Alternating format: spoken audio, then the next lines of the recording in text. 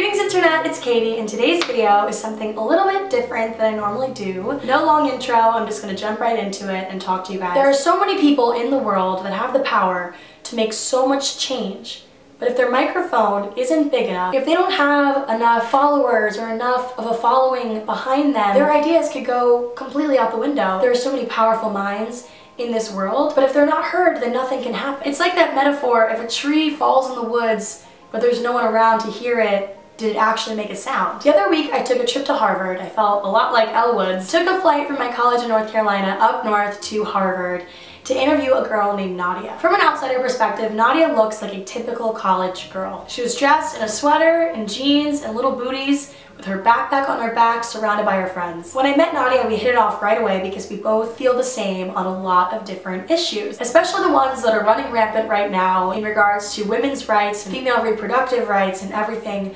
of that nature. And the reason why Nadia has such a unique perspective on all of these things is because she was homeless. When Nadia was in high school, her freshman and sophomore years of high school, she was without a home.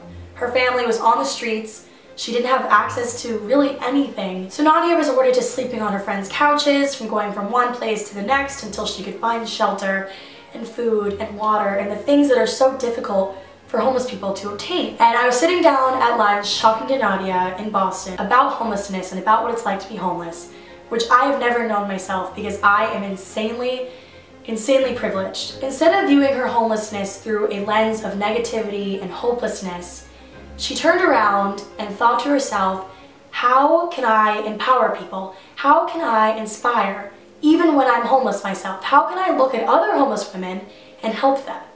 Which is such, I'm getting goosebumps just talking about this, it's such a crazy cool quality that Nadia has. Despite her struggle, she looked at her situation in a way that not many of us, myself included, might have at all. She went out in the homeless community and talked to women like herself, old and young, on the challenges of being homeless as a woman.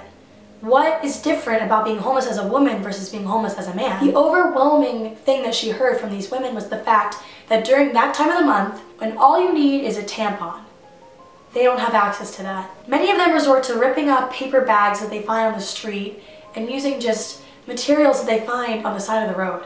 When I heard Nadia talking about this, it really broke my heart, only because I feel like I've never ever considered this. I've never in a million years given any thought to what happens during that time of the month for homeless women. I'm always so focused on myself, all the bloating and staying home from school because it hurts. But imagine how it feels for a homeless woman who doesn't have a bed to curl up in when she is insane cramped and only wants to lay in the fetal position on a comfortable mattress. You know, they don't have that. They don't have access to these type of things. They don't have access to tampons and pads simply because they hardly have access to food and water.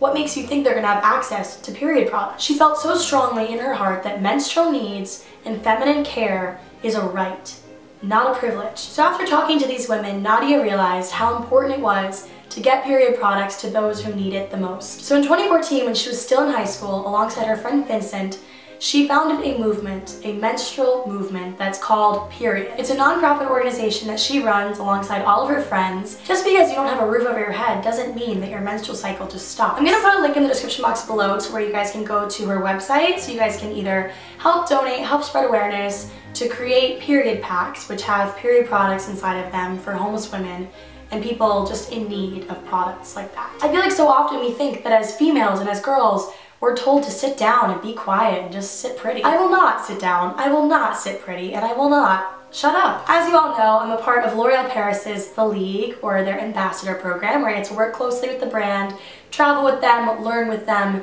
inspire with them, basically just stand with L'Oreal Paris and make change in this world. We're living in a world where we're told to sit down and shut up. L'Oreal believes that every single woman is worth it. And the reason why I went to go interview Nadia is because she is one of the youngest honorees that L'Oreal has ever had nominated. She still to this day doesn't even know who nominated her, but someone did, and because of that, her project, Period, got a grant for a significant amount of money that really helped get her project off the ground. Nominations for the Women of Worth program are open now until tomorrow. I encourage all of you guys to go onto the website, I'll link it below, and nominate a woman in your community that you know, your friend, your mom, your aunt, your grandma, your teacher, someone, a woman in your community who is doing amazing, amazing things but needs some funding to get her feet off the ground. Through their campaign, L'Oreal donates $125,000 to women inspiring their community. The reason why I'm making an entire video about this topic and about the topic of women's worth, Nadia, and just empowering women is because I feel so strongly